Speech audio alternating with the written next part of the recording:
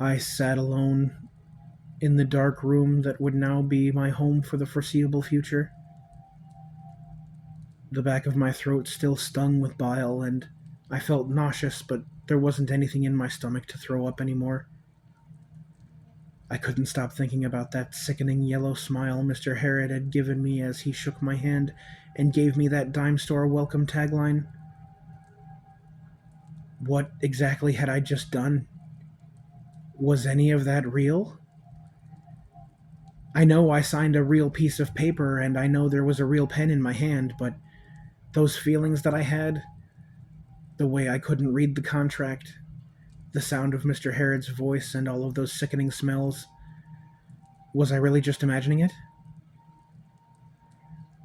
The next few days were a blended haze of blurry, nonsensical monotony.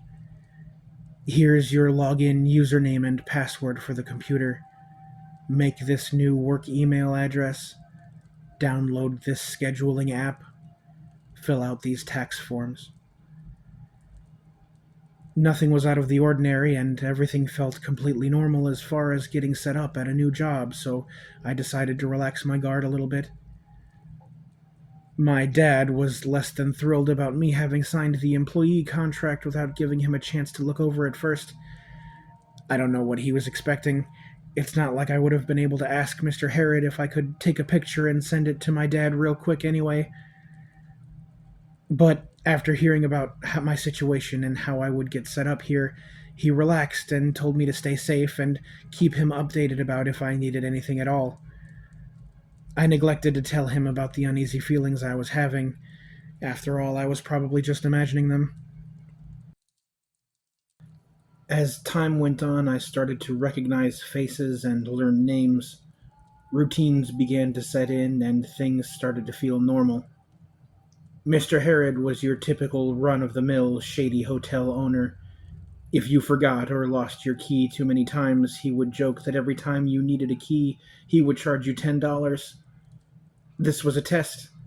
If you laughed and took it as a joke, he would laugh also and make you your key.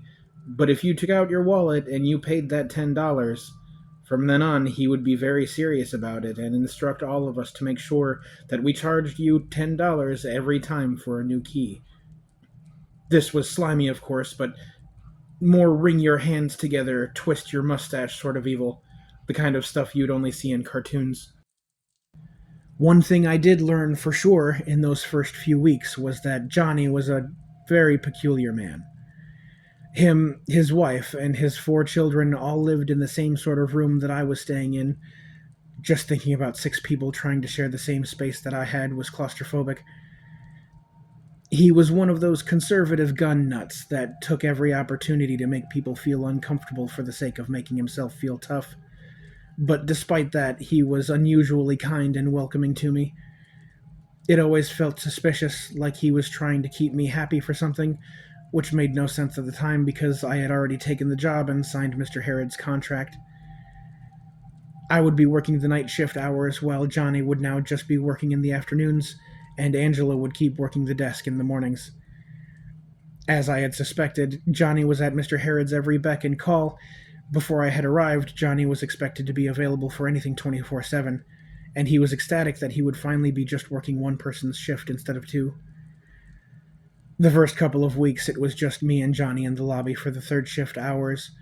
For the most part, I was just watching boring, run of the mill training videos on how to catalog the hotel's records for the audit at night, and Johnny would occasionally have to go and deal with guests' special requests.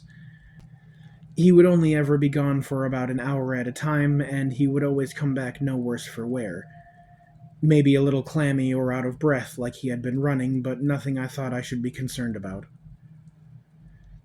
About a week before I was scheduled to be alone by myself, Johnny handed me a bundle of yellow gold envelopes that all had information concerning the long term guests that I would be needing to deal with. There were 40 rooms in each two-story building on the property, and there were two buildings. The middle of each building had an opening so you could walk through the middle and a staircase to get to the second floor, as well as two other staircases on either end of each building.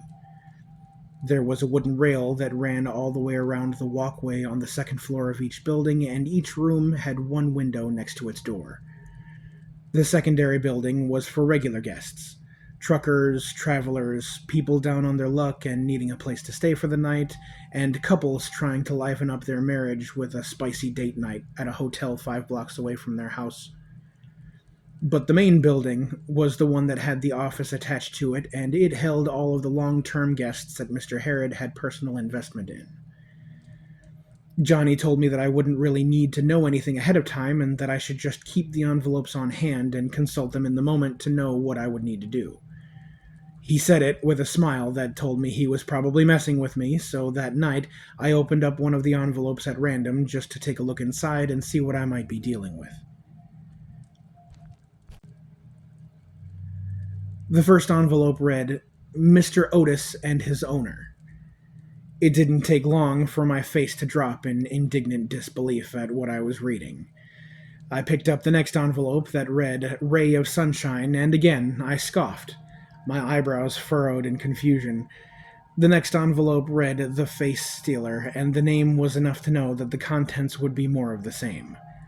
This was certainly a prank. Necromancers, vampires, face stealers. This was ridiculous, and I was not about to give Johnny the satisfaction of coming to him to ask him if he was legitimately expecting me to believe any of this was true. I put the envelopes away and shoved them under my bed, thinking about the contented sigh that Mr. Harrod had on his face when he talked about making his customers happy. This had to be some kind of act to haze me into acting right and being respectful. The guests weren't creatures of the night, they were just people that lived in a hotel room and walked a different road than most other people and required a little bit more understanding than most. I took a deep breath and let my concerns roll away as I got ready for bed that morning before my shift alone. The special attention Mr. Harrod and Johnny were insisting people needed surely was just social awkwardness and unique living circumstances. Right? When I got to the lobby for my shift, Johnny was already hurrying himself out the door with his daughter in his arms. He gave a quick summary of the evening and left almost in the same breath. He was so overworked that he was desperate to get out of the office, and I didn't blame him. Anything to distract him from trying to see if I fell for his little prank. I got all of my stuff set up on the counter and made a fresh pot of hot coffee, preparing to strain myself to stay awake for my entire shift when I heard the lobby door swing open and the bell ring out as it clattered against the glass door. An old, shriveled man with a pure white beard and gaunt features shuffled into the lobby. He was wearing an old woolen coat that had patches on the elbows and a black button-up shirt under it with a red tie. He had black slacks that were held up with red suspenders and were pulled up all the way to his chest. He walked hunched over and stood at the counter with a lost and dazed look on his face. He had to have been over 80 years old, and much like Angela and Johnny, he was pale and sapped of all vitality, like a walking shriveled-up raisin. A small, jet-black Pekingese dog suddenly jumped up onto the counter next to my computer at the front desk before I had a chance to greet the old man. It sat there for a long while, making direct eye contact with me, expectantly staring at me with those big, pitch-black eyes. "You must be the new attendant," a voice echoed in the lobby. I blinked. The old man was still blankly staring at the countertop. His mouth hadn't moved, but there was suddenly a voice. There was absolutely a voice. I looked over the old man's shoulder and then back at him. What?" I blurted out. "Not very bright, are we? Are you sure you've done this before?" Again, I blinked, dumbfounded. Was that my voice? I looked around the lobby for the source of the voice speaking to me, because the old man still just stood there staring at the counter, lips unmoving as the voice continued. "This is ridiculous. I'll have that idiot flayed alive.